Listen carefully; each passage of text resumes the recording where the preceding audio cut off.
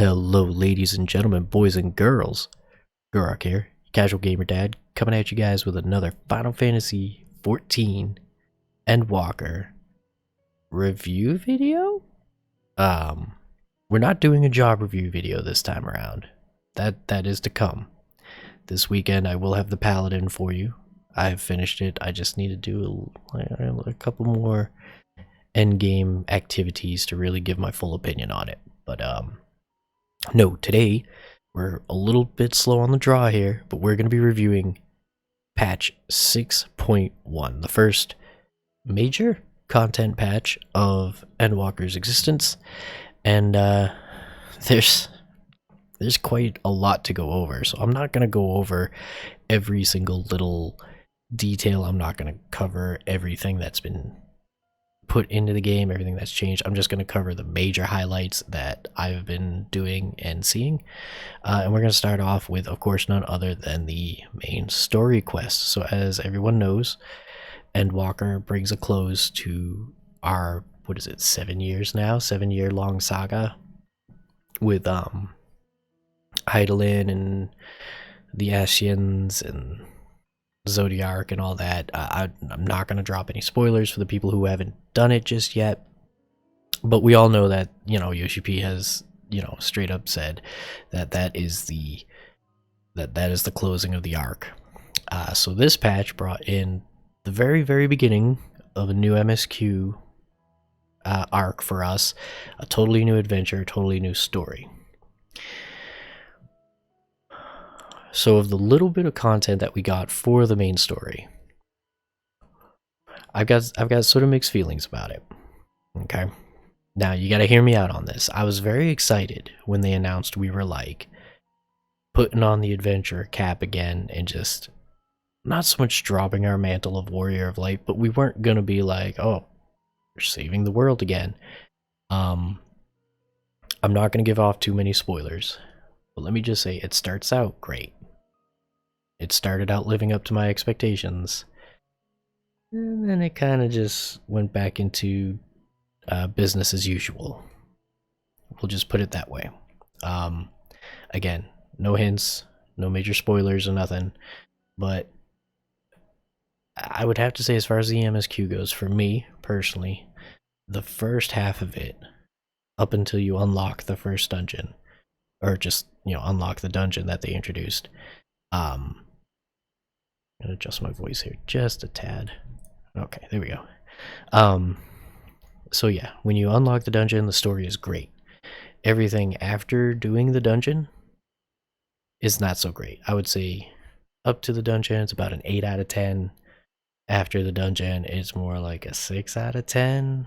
But that's just because I had like a whole different idea of where this was gonna go, and it didn't. So I won't say too much more because I don't want to give off spoilers. There are plenty of players out there who may watch this video and have not even started the new main story quest. You will enjoy it. It just, if you're expecting to go back to your roots as just a no-name adventurer, that's not the way it's going to go. I'm just going to throw that out there right then and there. But overall, it's like, it's okay. It's good. It was enjoyable. It was enjoyable. Now, the next one I want to get into is the Alliance raid. Now, I'm not going to lie. I didn't pay too much attention to the storyline of the Alliance raid because I almost never do. It's not that I don't care. It's just that it's usually, I don't want to say not interesting, but just not something that I'm wanting to focus on. I just want to do the raid itself. Now, the story bits and pieces that I did pick up kind of as an outline is a good story. It's going to be fun. It's going to be a great story. But the raid itself, I've only run it once because I just wanted to get my weekly done. But let me tell you guys, and again, I don't want to spoil it, but I thought the Nier raids were like almost, if not actual perfection. Like the music, the settings, the content, the fights were all great. This Alliance raid, being the first of 3, of course, kind of takes that like thought of perfection and amps it up. one notch. It just puts it up higher on the ladder. It's just that damn good. Now it is chaotic. There's just stuff going on everywhere, but every single fight was fun and enjoyable. Even if I wiped, it was very fun and enjoyable. Um, the visuals, the environments were stunning, absolutely stunning, and the music, yo, the music on the last boss in the Alliance raid is tip top. It's a banger. It's a good song. If you don't normally play with your music on, put your music on for this one. I will say, again, I don't want to spoil anything, but on the last boss, there is a mechanic that I'm very worried will invite trolls to constantly cause wipes. I'm not going to give up what the mechanic is because I don't want to spoil anyone going in blind, but it is something that someone could very easily just say, I'm going to troll the group and totally F everybody's day up, and now you got to start the boss fight all over again from, 100% down. So just be wary of that. Keep your eyes peeled for it. Try not to, don't be that guy. Don't troll the group. But you're gonna enjoy it. Like the Alliance raid, 10 out of 10, in my opinion. 10 out of 10. Now there are 3 more points I want to get into. The first one is going to be job changes. Ooh, a lot of job changes happened. I'm not gonna cover them in detail. I'm only really gonna cover the highlights of the jobs that interest me, obviously. So that would be the tanks, monk, reaper. That's about it, really. I mean, there were a ton of job changes, tons and tons and tons of them. So many jobs got different balances or changes to durations or ranges, stuff like that. I'm not gonna go too far into it. You can read the complete patch notes if you want all the info, but let me just highlight the things that really interested me, and this is part of the reason why I have not done my paladin video yet. Again, like I said, there's a couple more end game runs I want to do on paladin before I make my final judgment call, but because this patch came out and I knew there were going to be job changes, I don't want to get too far into it just yet. But basically put, let me see. Wow, there's so many of them. Let's just talk about the biggest ones. All right, Dark Knight. Now, Dark Knight is the next tank that I'm going to be leveling. I've already started. He's already up to level 82, or she. And I mean, Dark Knight is still the damage dealing tank. That's not going to change. They didn't adjust any of those values.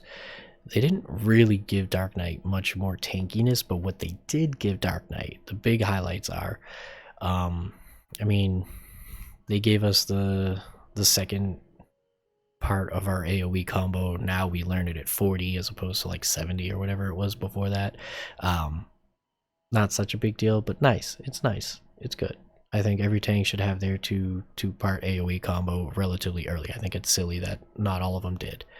But the 2 biggest elephants in the room were Blood Weapon. Blood Weapon is now on a charge system. You now pop Blood Weapon, you get 5 charges of Blood Weapon.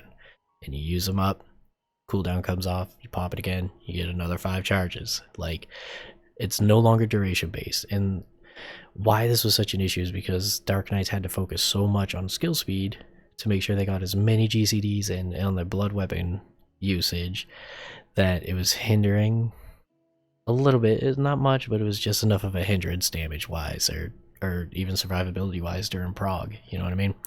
So that was definitely a nice change, something that has been asked for a while. And then the absolute biggest is the change to Living Dead. Now hold on, let me turn my UI on.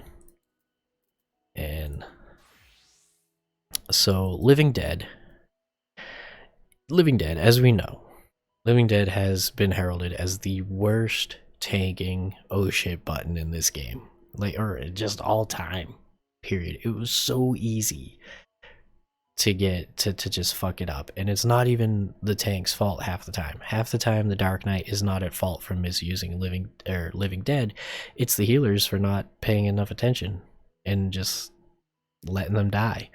And the reason behind that is because it used to be, you can still see You can still see right at the top here. When you pop, it grants the effect of Living Dead. When HP is reduced to 0 while under the effect of Living and Dead, instead of becoming killed, your status will change to Walking Dead. Now, Living Dead lasts for 10 seconds. If you proc it, or if you proc Walking Dead lasts, again, 10 seconds. Now, it used to be that when you popped Living Dead, you would pop it on like a big tank bust or whatever. They'd smash you. You wouldn't die. Instead, you would get Walking Dead. And then the healers had to immediately heal you to full. Or you would just die. You just straight up, see you later. Adios. Benediction mistimed? No. Double EDs from, what is it, Scholar? Nah. Not enough. Sorry. Too busy doing my green DPS, or just have an OGCD heal. Oh, that's not enough? Oh, don't use Living Dead, bro. What are you doing? Where's your self heals? Where's your Abyssal Drain? Right? Like, use a potion. Like, what? And it was just so badly designed. Now, you can see all this extra text in the tooltip. They've reworked Living Dead, and now it's actually pretty fucking good. So now, when you pop Living Dead, you still gain Living Dead, and then if you get slapped, instead of dying, you gain Walking Dead. Now, when you gain Walking Dead, or just when you pop Living Dead in general, right, you gain an effect that restores HP with each weapon skill. So you're getting the Bloodbath treatment with a cure potency of 1500. You can see it right there, 1500 cure potency. That's out of control. That's heavier than Equilibrium from a warrior. That is out of control. That is bananas. That's wild. And it's each weapon skill. So like basically your 1-2-3 combo, Edge of Shadow, Flood of Shadow, those are all weapon skills, but like Unleash and Stalwart Soul, those are technically spells, so those won't count. So keep that in mind. If you're like AoEing and you're like, oh, why am I not like restoring HP? Because those are technically spells. Those don't count. So just remember that. But in addition to that, you can see it right here. While under the effect of Walking Dead, most attacks will not lower your HP below 1. We know that. If before Walking Dead runs out, an amount of HP totaling your maximum HP is restored, the effect will change to Undead Rebirth. If this amount is not restored, you will be knocked out. So basically it's still, if you don't fully heal yourself, you die. But given the amount of healing you're going to get from just slapping enemies around, plus your healer hopefully tossing you at least one GCD heal to keep your ass topped up, you will then turn the remaining duration of Walking Dead into Undead Rebirth. And you still, like, you're still, like, if they reduce you down to 1 HP, you won't die. So it's, like, kind of a double O shit scenario. And that's, like, so good. It basically prevents any oops and, like, oh, I ran out of time to, like, heal you. So, like, you're healing yourself, the healer will toss you an OGCD heal or a GCD heal. It'll top you up, you'll gain, you won't have Walking Dead anymore. What is it now? It's called Undead Rebirth. You'll gain Undead Rebirth, and then if you get hit by something else hard, you still won't die right away. There'll still be a chance to, like, oh, Benediction or whatever they want to do to you.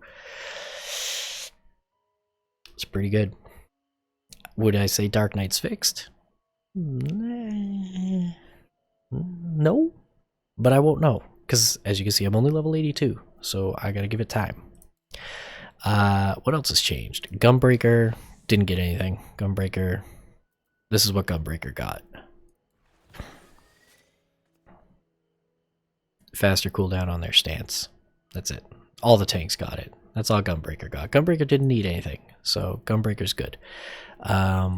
Warrior. Now, Warrior didn't get the things I wanted them to get. But again, you all know that I simp hard for Warrior. And, you know, I want Warriors to be like battle gods again. But they're getting there. They're getting up there.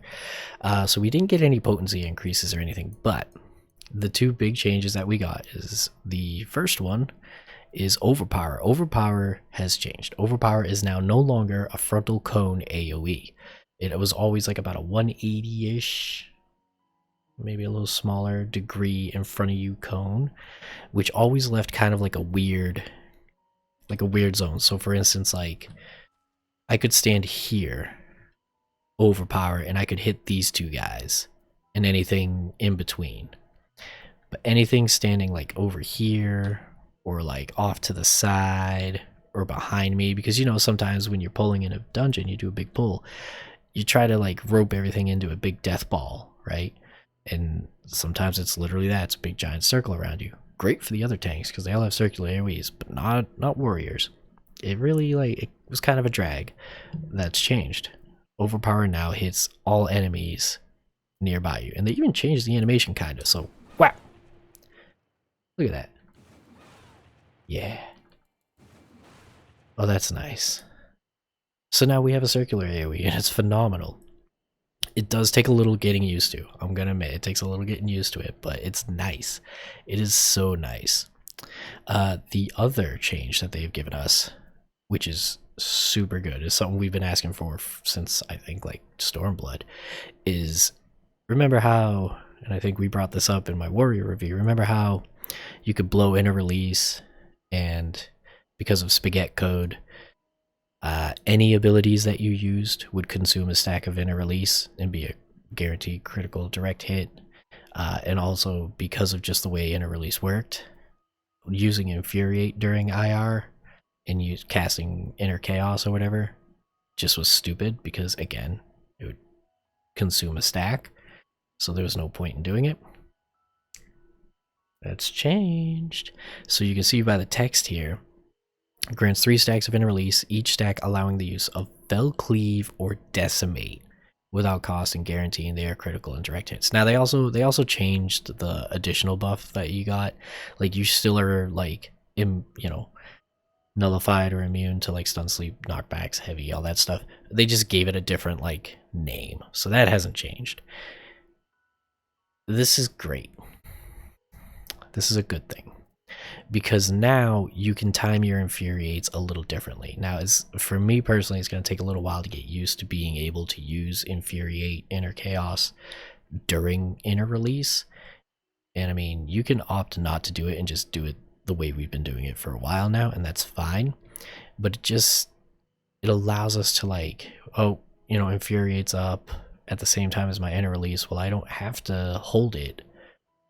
I don't have to blow it before I IR. I don't have to delay my IR to use Infuriate, or I don't have to hold my Infuriate Inner Chaos till after I'm done fell cleaving my balls off. No, you can do it during, and you still have enough time to get all 3 of your stacks off. So, solid change. Warriors are in such a good place right now. And last but not least, for the tanks, there is Paladin. Oh, my pants are missing because I just got new pants. Hold on. Let me, whoop. There we go. So as you can see, Paladin is now level 90. I have not done my review on it. I still want to run a little bit more endgame content on it, just to be certain, like I keep mentioning, but they got some changes, and that's part of the reason why I waited, because I wanted to see what the changes were. So they didn't get too many changes, not too many, but the things that they did get was a little bit of additional healing. So now Confiteor now applies healing. It never had self heal before, and I think Holy Spirit never used to restore heal, health, but now it does.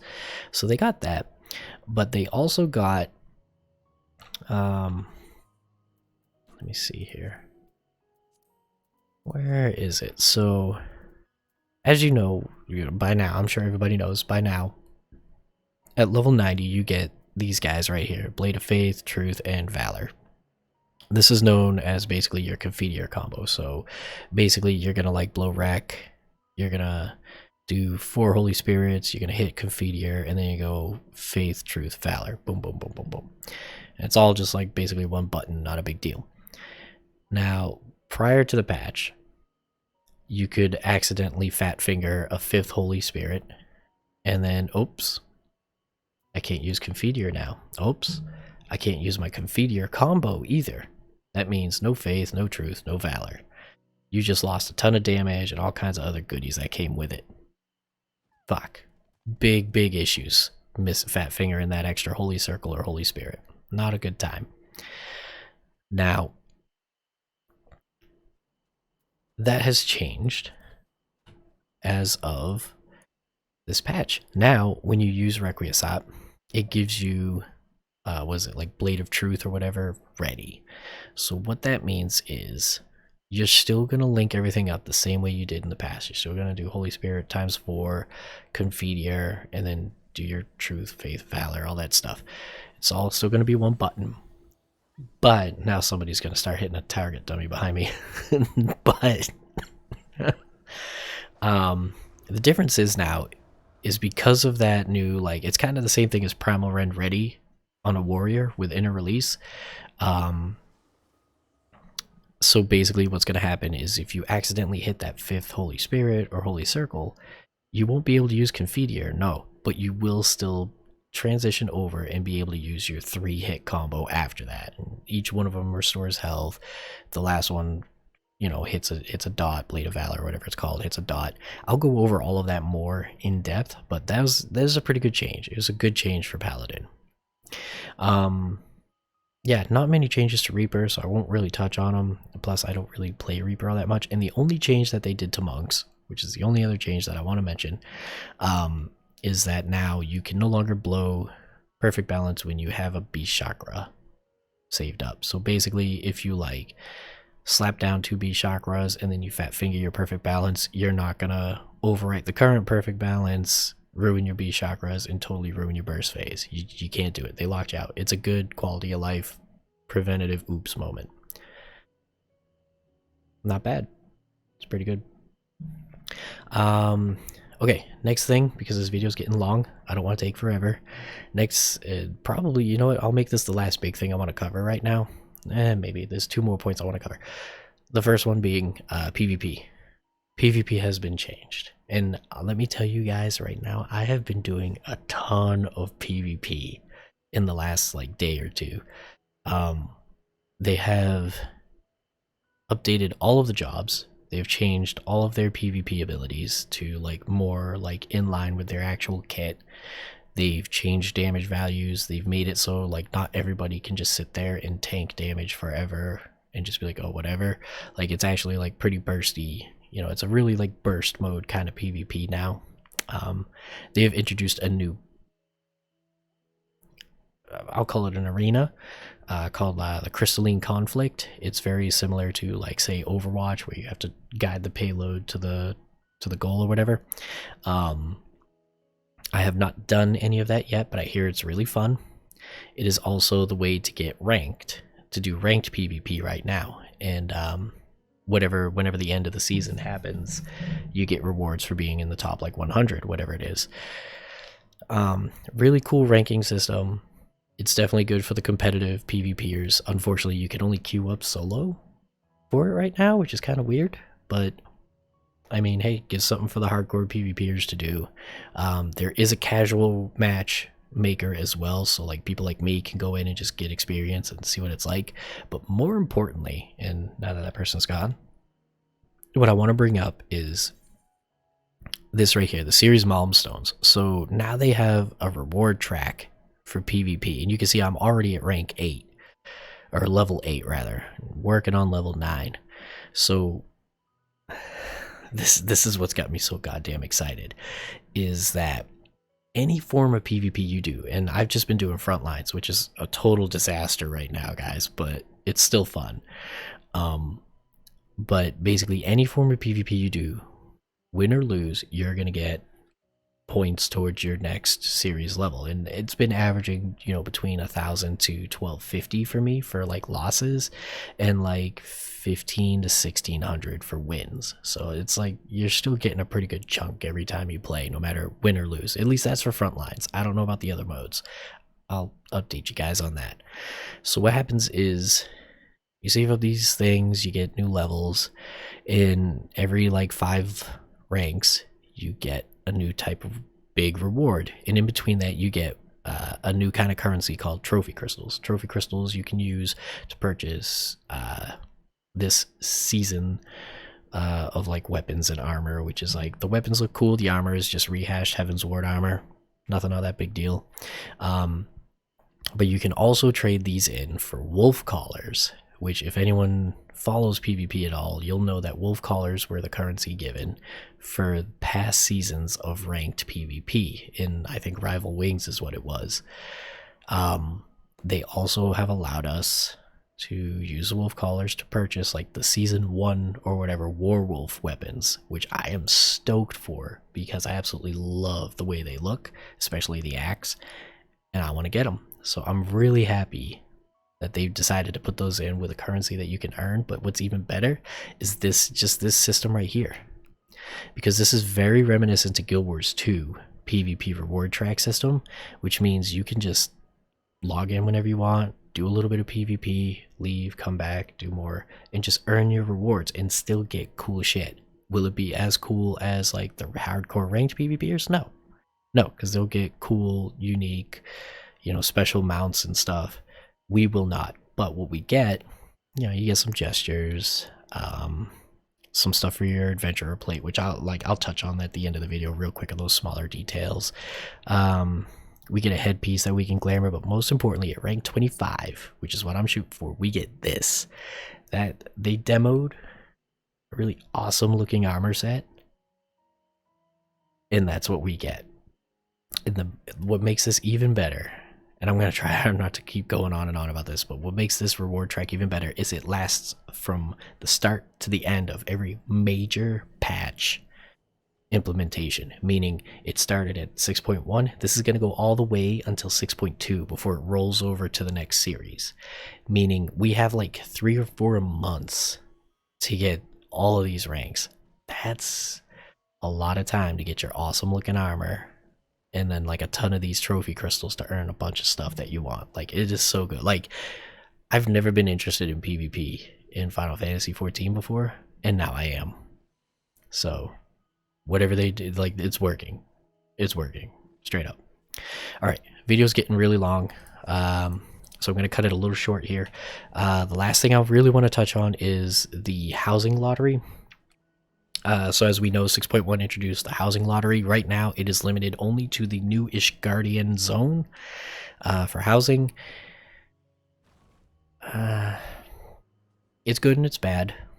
I have put my name in for a house, a small plot in the Ishgard zone. I dropped in my stuff. I will find out Saturday if I win. That's pretty much it. By Saturday, all the housing plots will be gone, and we just have to wait and hope more become available for the next round of lottery. It's good because it allows people like me who don't have days and hours and weeks to sit at a computer and spam click a placard until their eyeballs bleed, only to get outbid by some botter with a click bot or someone who already owns like 6 homes, and they're just going to turn it and sell it to someone else for bigger profit. Like, fuck those guys. You guys suck. But also, I just don't have time for that. Like, nobody does. So the lottery system is nice, and I'm sure in the future, eventually, the market will equal out, and we will be able to have more opportunities to purchase housing through the lottery. So eventually, at some point in time, I will have a house, and I will be happy, and I won't have to do the housing savage for it. It'll be great. The bad part is their implementation of it this round is no good, because since it's only the Ishgardian zone, that means there are limited wards and limited housing plots, and in addition to that, they've decided to basically dedicate, like, I think it's like 70% of the available plots total to FC housing only, and then the rest is for private housing. So yeah, I'm not going to go too far into that whole controversy. That's kind of bad, poor implementation, but hey, whatever, man. I'm just happy to have a chance. Moving forward, I will be interested to see how they keep working with this, and hopefully more plots and more wards will become available in all of the zones, giving more players an opportunity to purchase housing through the lottery system, because I think the overall effect of it is nice. It is very good. It just, Oh, and I found out the hard way. You can only put in for one private housing plot. Once you put a bid in for one, that's it. You can't do another one. Because I had enough gil to try for two different plots, both at like 3 mil gil. Wouldn't let me. Only let me do one. So, let's just hope my number pulls up. That's all. Yeah, those are all the big major features I wanted to say. I think overall, this patch is great. I haven't been this hyped for a patch in a long time, so I think all of the content that came in here is great, and I haven't even touched all the content. Like, there's still the new ultimate, there's still the new EX trial. As you know, I don't really raid, so I won't ever see those, but I hear they're at least the new EX trial is not as hard as they hoped, but it's still a fun fight, so it's really cool. New mount that comes with it is also really cool looking. There's also these here adventure portraits in plates, just kind of like cool little things. You can pose your character, make a little card for yourself, make it look cool. The portrait is where you set like how your character looks. Be warned, there are a lot of people out there taking very lewd portrait photos. It's hilarious to try to find them because you can set privacy settings on your portraits in adventure plates. So like, see, like you can make it like no one, or like only you or only friends can view your profile. And you can tell the people that took very, very lewd, scantily clad pictures of themselves because they either A, flaunt it, or B, they set their privacies to like no one can see this. I don't want anyone to see it and get me in trouble. So it's kind of silly to hunt around and see those things because it's funny. But some of them are hilarious. Some of them are just like, oh, really? Yeah, tons of other smaller changes. Feel free to go down and look at the full patch notes. I'll link them in the description below. Overall, I would say this patch is 9 out of 10.